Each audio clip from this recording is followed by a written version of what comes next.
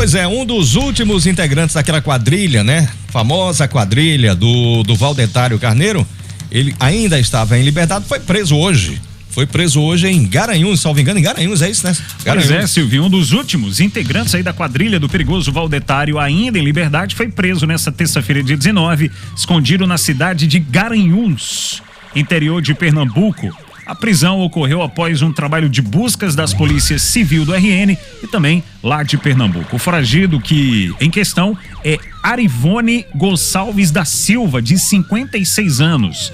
Ele é conhecido como Cabeludo e foi condenado a 27 anos de prisão por envolvimento na morte de um prefeito do RN e da família dele, além de participação na onda de roubos a banco que resultou na morte do delegado da Polícia Civil, Robson Luiz de Medeiros Lira, na época com 43 anos. Esse delegado, Silvio, como você falou agora há pouco, era um dos delegados que enfrentava essa quadrilha, né? Dizia assim, ó, vinha pra cá. Extremamente combativo. Extremamente. As diligências tiveram início após policiais civis do RN identificarem que o condenado residia em Garanhuns. Com a colaboração da Polícia Civil de Pernambuco, foi possível localizar o homem e cumprir o mandado de prisão expedido pela Vara Única da Comarca de Campo Grande, aqui no RN. A ficha criminal dele, pra você ter noção aí, segundo informou a Polícia Civil, Arivone Gonçalves, ele foi condenado pelo assassinato do agropecuarista Vicente Veras e de funcionário dele, Erismar, em 2003. O crime aconteceu entre os municípios aqui no Rio Grande do Norte, enquanto as vítimas viajavam para Natal e foram surpreendidas por homens armados com pistolas e fuzis.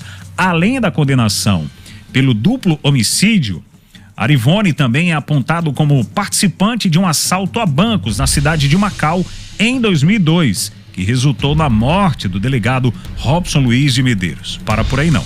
Segundo informações da época, está no início da tarde de 4 de junho de 2002, uma quadrilha composta por cerca de 20 homens, liderada por José Valdetário Benevides e Francimar Fernandes Carneiro, assaltou simultaneamente as agências do Banco do Nordeste, do Brasil, que é o BNB, a Caixa Econômica Federal e o Banco do Brasil também, na cidade de Macau. Os suspeitos estavam armados com fuzis, pistolas e metralhadoras, utilizando caminhonetes para ação criminosa.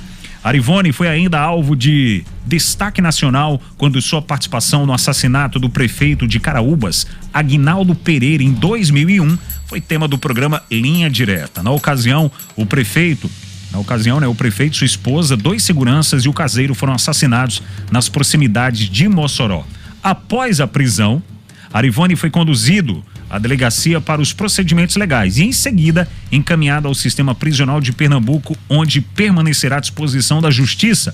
A Polícia Civil reforça a importância da população colaborar com informações de forma anônima por meio do Disque Denúncia 181. A gente vê, para quem está no YouTube aí, Silvinho, a diferença do Arivone Gonçalves na época que ele apareceu aí no Linha Direta e como ele foi capturado. A gente vê a imagem, né? A imagem antiga mudou e a pouco, imagem eu diria, recente. né? Envelheceu, mas mudou pouco. Pois é, envelheceu, mas você vê aí a cara, né? Nitidamente é ele, mas muito nitidamente. Agora, pressão carrancuda aí, essa barbazona amarrada aí, então quem tá no YouTube tá acompanhando, Silvio. Ele se envolveu e como as informações dizem, em inúmeros assaltos, homicídios e em vários estados. Mas aqui pra gente, o que mais repercutiu, os 2 episódios que mais repercutiram, foi esse assassinato do prefeito de Caraúbas, né, Aguinaldo Pereira, que foi em 2001, e esse assalto aos 3 bancos. Quem conhece Macau sabe bem ali, conhece o Banco do Brasil, por exemplo, fica do lado da Caixa Econômica, é uma espécie de largo, né? E o Banco do Nordeste fica um pouco abaixo, e eles simultaneamente, ele estava no grupo, simultaneamente, assaltaram esses 3 bancos, Banco do Nordeste, Caixa Econômica Federal e Banco do Brasil. Metralharam tudo. Eram 20 e poucas pessoas do bando, né? Metralharam tudo e o delegado Robson morreu nesse episódio.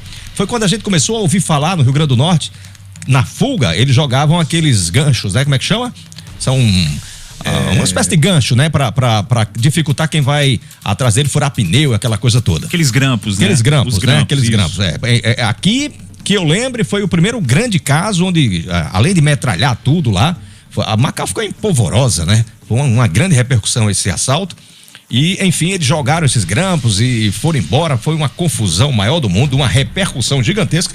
E 20 e poucos anos depois, você veja, né? 20 e poucos anos depois, talvez seja o último deles, desse grupo. 20 e poucos anos depois, a polícia conseguiu chegar.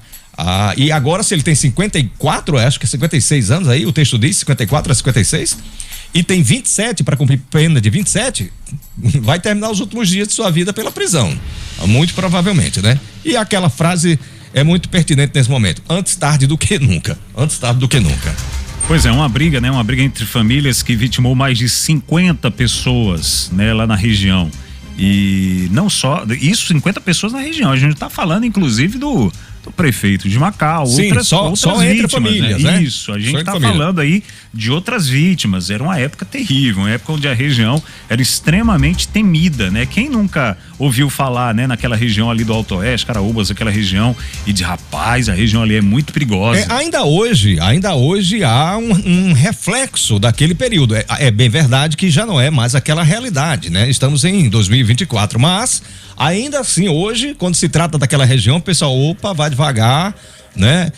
Aquelas recomendações que todo mundo sabe, vidro baixo, ainda hoje. Isso ainda é um reflexo daquela época violenta, né?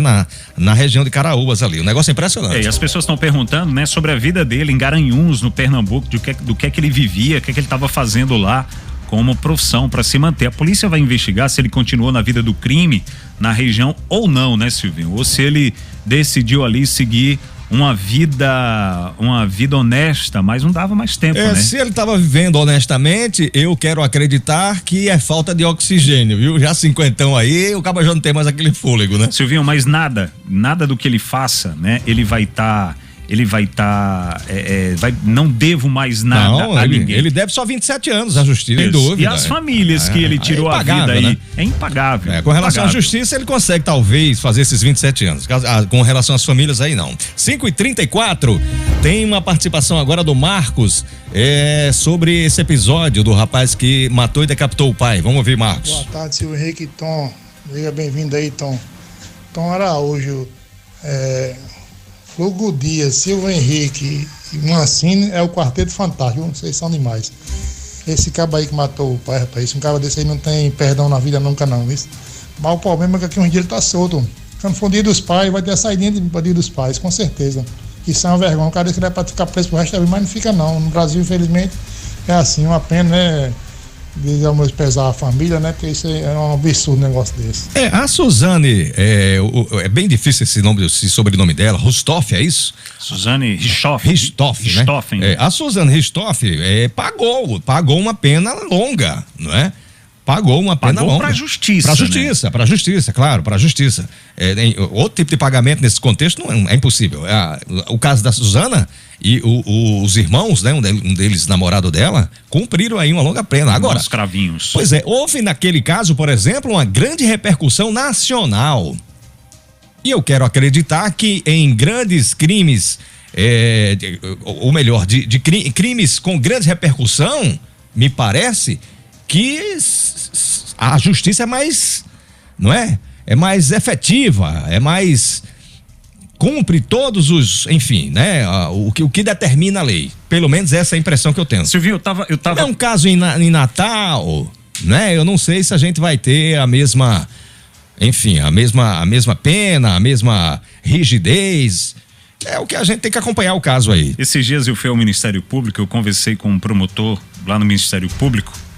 E nessa conversa ele falava sobre isso, sobre as leis e sobre o comportamento aí do judiciário, né, dos promotores. E ele falou uma frase que me chamou muita atenção. Ele disse assim: por mais que eu não concorde com muita coisa, eu não posso fabricar uma tese. Sim, ele está ali para fazer cumprir a lei. Eu tenho que fazer cumprir a lei. Eu não sou um justiceiro que eu vejo isso aqui está, no meu ponto de vista, está errado. Mas a lei manda ele ter determinado comportamento ali. E tem mais, se ele não fizer cumprir a lei, ele pode pagar por isso. Exatamente. Infelizmente. Então muitas vezes, os promotores, os juízes, eles fazem ali algo que eles não concordam, mas que a lei obriga, que a lei manda. Então quando a gente fala assim da audiência de custódia, quando a gente fala de criminosos que nós temos a convicção que eles deveriam estar presos, muitas vezes o juiz, o promotor, ele não encontra uma brecha na lei que ele consiga deixá-lo